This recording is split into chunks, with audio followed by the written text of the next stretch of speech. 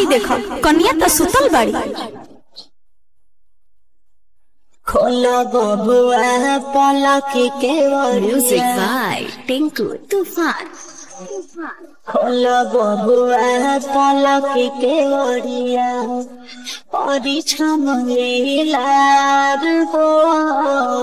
Mix by सूरज ओझा। सुन के डालन वाले ले मम्मी बाड़ी खार हो। मम्मी बाड़ी खार हो। सुन के डालन वाले ले मम्मी बाड़ी खार हो। खोलो बबुआ पलक के ओरिया परिछम लीलार हो। खोलो बबुआ पलक के ओरिया परिछम लीलार हो।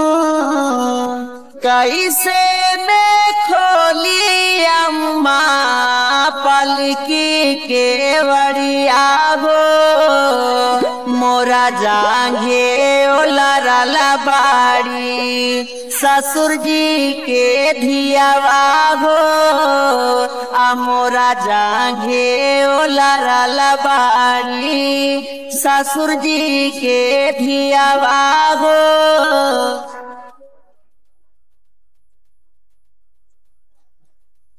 छोटा का दुआरिया में तनी सानी हुर के है। मिक्स बाय सूरज ओझा।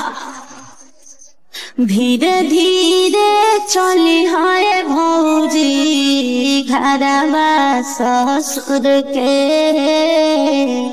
घरवा ससुर के।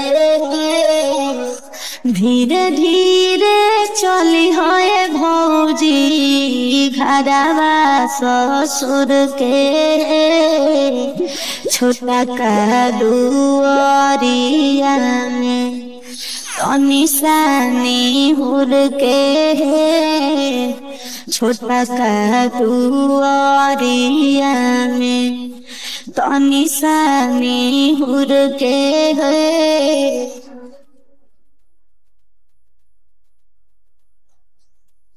कहला बकर चारावा के जलमल धिया जल मैलो जी।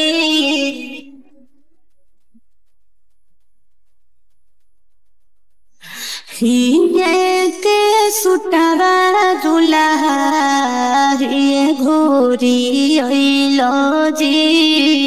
एकदम ससुरा कंजूसे हलुका रे।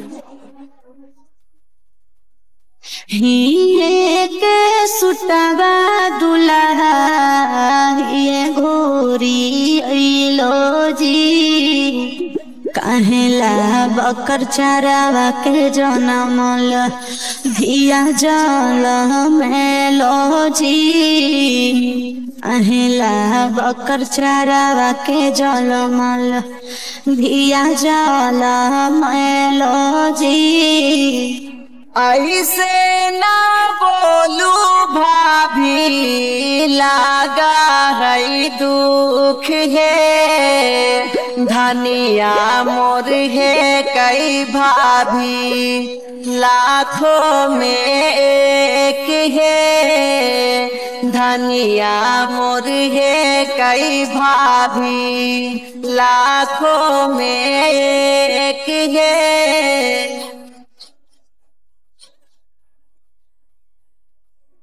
म्यूजिक बाय टिंकू तूफान। बड़ा जाए से पजिए देवे पर तो नेग हो।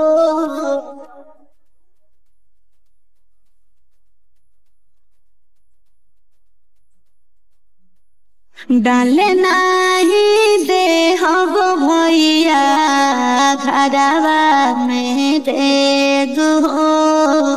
ए भैया पहले नेक निकालो ऐसे ना जाए देव।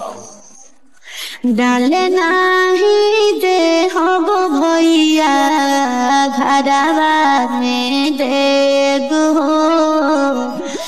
कोहबर जाए से पहिले देवे परतौने गो कोहबर जाए